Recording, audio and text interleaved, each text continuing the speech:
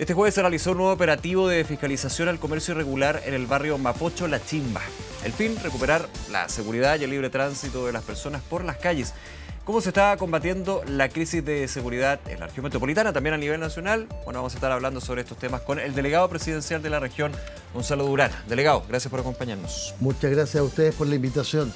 Bueno, y para partir al tiro, porque me parece súper interesante, efectivamente contar que nosotros hemos definido desde la delegación lo que hemos denominado centros urbanos estratégicos, barrios de alta complejidad, con mucha actividad comercial, gran afluencia de personas y donde hay fenómenos sociodelictuales complejos, y todos ellos en la región metropolitana son abordados integralmente con control y fiscalización de las policías, de los municipios y de los servicios públicos con capacidad de control y fiscalización. Y eso es lo que estamos haciendo en Barrio Franklin, Barrio 10 de Julio, Lo Valledor, Meix, en fin. Claro. Y, por supuesto, en este barrio Mapocho La Chimba, que es un barrio muy importante de la ciudad, donde se concentran muchas de estas incivilidades y por tanto estamos en una política permanente y sistemática. ¿Cuáles son los pasos ahí? No solamente este barrio en particular que estaba mencionando yo en la introducción, usted lo decía, hay varios que están, y obviamente son todos distintos. Sí. Aquí uno no puede ir con la misma fórmula, con el mismo paso a paso, digamos. Me imagino que hay que ser bastante flexible y entender también la realidad que se vive en términos de cuáles son los delitos más comunes, por ejemplo, en términos también de cuál es el entorno que se da en ese lugar. Pero ¿hay de alguna manera un check que se va haciendo en términos de recuperar estos espacios? Hay cosas que por supuesto son estándar. Ya. La presencia policial siempre ayuda. Los operativos de control de identidad con foco en migración irregular, que hacemos 3 a la semana con la PDI, contribuyen complementariamente a una dimensión que se concentra especialmente en el casco histórico de la ciudad. Y los servicios públicos con los que fiscalizamos van modificándose dependiendo de la naturaleza del barrio. Voy a poner un ejemplo.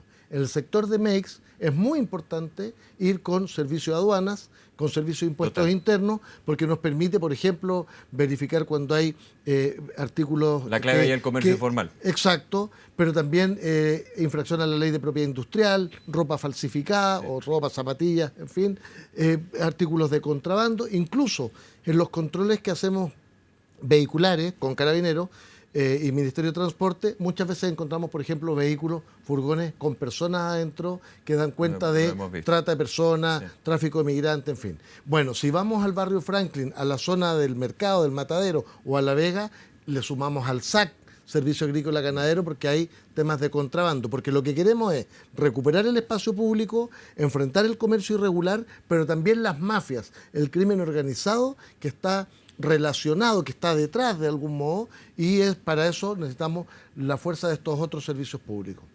Delegado, relacionado por supuesto con esto, y quiero preguntarle, ¿ya se están desarrollando los cambios en lo que fue el anuncio del Plan Calles Sin Violencia? Sí. No una nueva versión, digamos, pero sí el aprendizaje que se tuvo del plan, con lo bueno y lo malo, digamos, hablado con distintos actores, obviamente entendiendo que hay información que no se puede decir, porque si no estaríamos con un problema de seguridad de partida, pero ¿ya se está aplicando esta modificación? Sí, pero para recordar un segundo, el Plan Calles Sin Violencia parte en un conjunto limitado de comunas, que es donde habían mayor número de delitos violentos y homicidios. Sí. Y hubo toda una polémica respecto de que se ampliara a todas las comunas. Estoy hablando de la región metropolitana. Por la tasa de homicidios es la comuna que terminaba con el Plan Calles Sin Violencia. Efectivamente, y entonces surgió la discusión, bueno, pero en otras hay disparos injustificados, homicidios no consumados, pero homicidios frustrados, u otros delitos, en fin, entonces todos reclamaron y efectivamente se amplió el Plan Calles Sin Violencia a todas las comunas de la región, y esto incluyó un reforzamiento muy importante de la presencia policial. Recordar que el segundo semestre del 2024 incorporamos 1.700 nuevos carabineros a labores operativas para efectos de ampliar a toda la región metropolitana. ¿Y qué ocurre en esta nueva etapa? Que manteniendo esa estructura de control y fiscalización, de presencia policial, en fin, de cada uno de los componentes del plan, de política de control y fiscalización de armas legalmente inscritas, de incautación de armas ilegales, de atención a donde hay disparos injustificados, todas estas dimensiones, se agrega en esta etapa una, vamos a decir, hiperfocalización, es decir, identificamos a partir de trabajo de análisis, información, inteligencia, identificamos todos los lugares donde se concentra el mayor número de delitos violentos y homicidios, que a veces es un barrio, a veces es una comuna, a veces es el límite entre dos comunas, claro. A veces hasta un pasaje tiene una predominancia de situaciones delictuales derivadas de disputa entre bandas, etc. Y ahí entonces hacemos un proceso de reforzamiento con personal especializado que tienda a minimizar la posibilidad de ocurrencia de homicidios, pero también hay un trabajo de investigación con la Fiscalía con el propósito de ir desbaratando las bandas. Ahora, con respecto al plan Calles sin violencia, siguen las críticas y no quiero mezclar las cosas, pero sí se van a mezclar en tiempo electoral, sí. Y es algo inevitable, digamos. Para bien o para mal, con justificación o no, real o no, va a haber una crítica quizás más potente, más profunda en términos de que el plan Calles sin violencia no ha resultado. Sí. Y también la estrategia del gobierno. ¿Cómo reacciona usted yo creo que eso es una crítica efectivamente más política. ¿Cuáles son los datos? Porque eso es lo que importa. Los datos son que, por ejemplo, uno de los componentes del plan Calles sin violencia es la persecución penal. Sí. De manera que si se produce el homicidio o el delito violento, demos con los responsables y lo pongamos a disposición de la justicia. Para eso, en el marco del plan Calles sin violencia, se crea el equipo contra el crimen organizado y homicidios ECO. Bueno, a partir de ese componente y de la creación de este equipo, hemos tenido un incremento muy significativo de imputados conocidos. Esto permite que no haya impunidad. Perdón un segundo. Hoy, hace poco rato, informamos un homicidio que se produjo en septiembre en el contexto de la celebración de las fiestas patrias. La comuna de Lampa, ¿no? En la comuna de Lampa. Bueno, después de 6 meses de investigación, hoy se detuvo al responsable de secuestro y homicidio y todo el grupo relacionado a un conjunto de otros delitos que lo acompañaba. Es decir, un trabajo que garantice que no haya impunidad. Ese es un componente del plan Calles sin violencia. Otro componente es la incautación de armas. Venía revisando las cifras al 23 de febrero, porque se van actualizando con un pequeño desfase de algunas semanas. Venía revisando, hemos tenido un incremento desde abril del 2023 a abril del 2024, igual periodo al 2025, hemos incrementado la incautación de armas de fuego en un 300,2%. Eso a partir del despliegue de las policías en los territorios. Si hablamos de la tasa de homicidio, esto es de lo que menos me gusta hablar porque pareciera que uno está contento porque baja sabiendo que... Claro, porque el mes pasado hubo 5 homicidios y el mes de ahora hubo 4. Entonces, el plan Calles sin violencia en su conjunto y la tasa de homicidio hay que mirarla en una perspectiva de más largo plazo, que te permita verificar las tendencias, ¿no? Sin embargo, solo para que se entienda el ejercicio de análisis, si consideramos todo lo que va del año 2025, llevamos respecto de igual periodo al 2024 una reducción de la tasa de homicidios en un 19%. Por supuesto, eso no es para celebrar porque siguen habiendo muchos homicidios, seguimos teniendo una tasa por sobre la tendencia histórica que tuvo nuestro país hasta hace algunos años atrás, pero nos da cuenta de que hay que persistir en esta estrategia. Ahora, pero con esos datos, delegado, le hago la pregunta que muchos se pueden hacer, y ahí también parte de la discusión a nivel público. ¿Es la región metropolitana más segura hoy que hasta hace un año? Que hasta hace un año yo diría que sí, y diría algo más importante. Hoy día la región metropolitana tiene más condiciones, más capacidades para enfrentar al crimen organizado. Porque quiero recordar que hemos hecho un esfuerzo de fortalecimiento de las capacidades de las policías, de la dotación policial, de las capacidades operativas. Hoy día las policías, ambas policías y Gendarmería, cuentan con vehículos blindados que hasta hace 2 años atrás nunca en su historia había tenido. O por ejemplo, que esto que acabamos de mencionar, tenemos equipos especializados en las policías y en Fiscalía que nos permiten enfrentar las nuevas complejidades de un crimen organizado transnacional, más violento, más complejo. Entonces, quiero recordar que incorporamos una fuerza de tarea del Ejército para sumar al control y fiscalización de armas legalmente inscritas, que un porcentaje importante de ellas termina en manos de los delincuentes. Entonces, hoy día el Estado es un Estado más robusto, más eficaz en la persecución del delito, pero por supuesto, esta es una labor en la que hay que persistir y que los resultados se van a ir produciendo, por supuesto, en una perspectiva de más mediano plazo, porque esto no es una varita mágica de un día para otro. Ahora, pero, y voy a tomar con otro punto de la contingencia de la semana, digamos, que es interesante poder conversar con usted, delegado. Usted dice, yo le pongo el plazo de un año, digamos, pero, digamos, la región metropolitana, a juicio del delegado presidencial, es más segura que antes, hasta hace un plazo mediano o corto plazo. Eso se puede contraponer, digamos, cuando vemos, por ejemplo, alcaldes que hablan de decretar estados de emergencia en su comuna, lo que pasó con el alcalde Sichel, decretar estado de emergencia luego de este baleo durante la semana. ¿Cómo entenderlo también en ese tono? Bueno, primero yo fui alcalde y en ese sentido, en general, respecto de los alcaldes, soy bien empático, porque el alcalde tiene la presión de lo que pasa en su comuna, frente a un hecho delictual complejo, tiende a efectivamente reaccionar. Entonces, hemos tenido alcaldes que han dicho, el plan Calle Sin Violencia fracasó porque hubo un homicidio en su comuna, y después verificamos con el alcalde el detalle y hemos tenido una reducción de sobre un 30% en la tasa de homicidios de esa comuna. Entonces, las reacciones son legítimas en el sentido de que hay una preocupación, en fin, pero hay que ponerlas en perspectiva y ver los datos objetivos. Adicionalmente, los alcaldes, y yo también lo hice, buscamos creativamente maneras de colaborar y de contribuir a enfrentar el tema de la seguridad. Y en eso a veces le achuntamos y a veces no, y yo creo que es bien importante. ¿Y le va a achuntar el alcalde Sichel con esta medida creativa, como usted dice? Lo que pasa es que yo digo, el concepto creativo lo digo en general, yo sé que no es despectivo. Por las múltiples iniciativas que normalmente van desplegando, ¿no?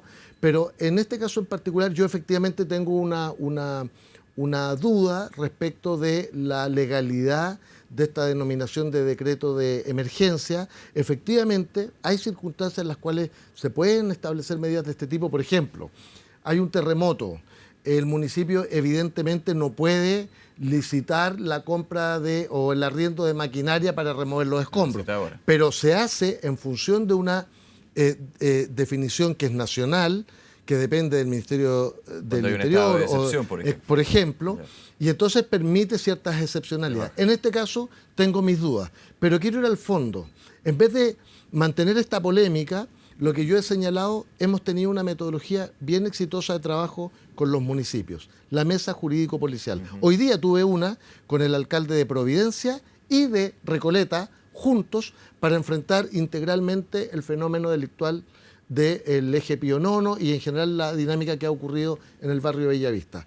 La mesa jurídico-policial convocamos al municipio o los municipios, ¿sí?, Carabineros, PDI, Fiscalía, y desplegamos estrategias conjuntas. Y en este caso yo preferiría con el alcalde de Ñuñoa más bien juntarnos y pensar cómo trabajamos colaborativamente para mejorar la seguridad en Ñuñoa, y por supuesto lo hacemos en toda la región metropolitana. Lo llevo a otro tema, relacionado por supuesto con todo esto que estamos conversando. Información de la tercera PM esta tarde. Leo el titular: Carabineros revela que uso de pistola Taser no será solo en casos de violencia intrafamiliar y genera preocupación. Esto, en términos de la nota, habla de la unidad consultiva para las policías, donde Carabineros dijo que el plan piloto, que Interior había dicho se va, como plan piloto, por un tiempo y viendo, se va a generar el uso de la Taser no letal en casos de violencia intrafamiliar, va a ser más que en casos de violencia intrafamiliar. Le hago la pregunta, ¿es así? ¿Se amplió? Porque hay una duda y una discusión también. Hace poquitos minutos estuve conversando con la general jefa de zona metropolitana de Carabineros sobre este tema. Esto es bien importante de clarificar. Lo cierto es que en algún momento efectivamente se señaló los delitos de violencia intrafamiliar como expresión de aquello donde se va a privilegiar la intervención de Carabineros con estos dispositivos. Algunos alcaldes y el gobernador de la región metropolitana pedían ampliar los otros delitos. Sí. Ahora, la verdad es que el protocolo lo que establece son las condiciones de funcionamiento, en qué tipo de actuaciones, y se busca tipificar ciertos fenómenos. Por ejemplo, en el caso de violencia intrafamiliar, por eso fue nombrado, normalmente tenemos un agresor violento, sí, una persona fuera de sí, y con una cierta capacidad del policía de determinar cuál es el procedimiento razonable, en fin, una cierta capacidad de actuación que hace aconsejable presumir que este es el elemento principal. Y por eso se puso como ejemplo. Pero efectivamente pueden haber otros de similar naturaleza. Vimos hace algunos días atrás en el sector de Meix unos comerciantes ambulantes en una actitud completamente violenta, botando las motos de Carabineros, en fin. Bueno, si hay Carabineros ahí que pueden verse sometido al riesgo de una confrontación, etcétera, puede ser un dispositivo completamente adecuado. ¿Qué es lo que puede usar la taser ahí? Se puede usar. No se va a circunscribir solamente a hechos de violencia intrafamiliar. No, lo que pero se es que busca la ministra Toá, en su minuto, ex ministra Toá en este caso, se le preguntó varias veces y que el plan piloto se podía ampliar, pero el plan piloto iba a ir a esos casos solamente. Efectivamente, pero se refiere pasó? como a la tipología de casos, que este es como uno de los más emblemáticos. Ahora, ¿qué es lo importante? Bajo ninguna circunstancia se puede usar, por ejemplo, para control de orden público, para situaciones en que por supuesto, se busca evitar a toda costa su utilización cuando el infractor o la persona, digamos, que está en una situación de agresión pudiera eventualmente ser un menor de edad, porque efectivamente queremos ir probando de qué manera funciona esto de manera más adecuada, teniendo presente los estándares internacionales, y por eso hemos sido tan rigurosos en los protocolos.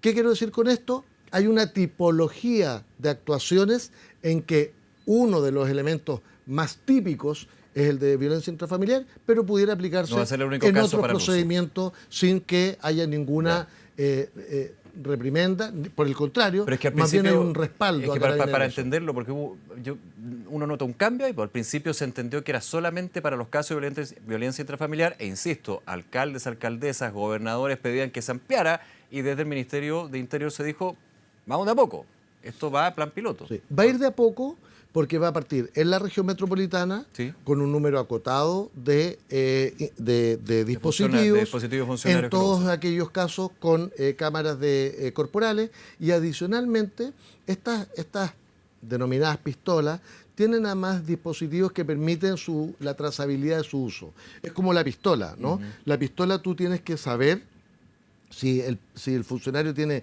40 municiones, tiene que responder por las 40 municiones, si no, si es que hay un uso, tiene que estar debidamente acreditado. Hay una contability, exacto. Digamos. Aquí también tiene mecanismos de esa naturaleza. Entonces, en ese sentido, va a ser progresivo y va a ser un piloto. Sin embargo, se ejemplificó con el tema de violencia intrafamiliar un tipo de actuación, pero que pudiera perfectamente ocurrir en otros casos de naturaleza policial, en el sentido de los protocolos, que pudiera ser de similar envergadura, en que se va a ocupar indistintamente. Voy con la última pregunta, porque tengo muchas preguntas, como siempre, al delegado presidencial de la región metropolitana, y esto tiene que ver con seguridad y deporte, evento masivo, partido de Unión Española con la Universidad de Chile. Había una reunión pactada, entiendo que finalmente no se concretó. ¿Se va a poder jugar o no? Se concretó a las 10 de la mañana de hoy. A las 10 de la mañana de hoy. Sí. ¿En qué quedó? Quiero decir primero lo siguiente. Por lo menos, desde que soy delegado presidencial en la región metropolitana, creo que nunca desde la autoridad, desde la delegación, hemos suspendido u objetado la realización de un partido de fútbol. ¿Por qué? Porque creemos que nuestra función es dar garantías de que los espectáculos deportivos puedan desarrollarse en la ciudad. Lo segundo es que hemos procurado siempre el máximo aforo posible y hemos trabajado con detalle con los organizadores para minimizar factores de riesgo, y en general diría que en la región metropolitana prácticamente no hemos tenido dificultades, salvo algunos casos aislados, y ahí llevamos adelante procesos sancionatorios. Y en este caso en particular tampoco hemos sido nosotros quienes hemos suspendido el partido.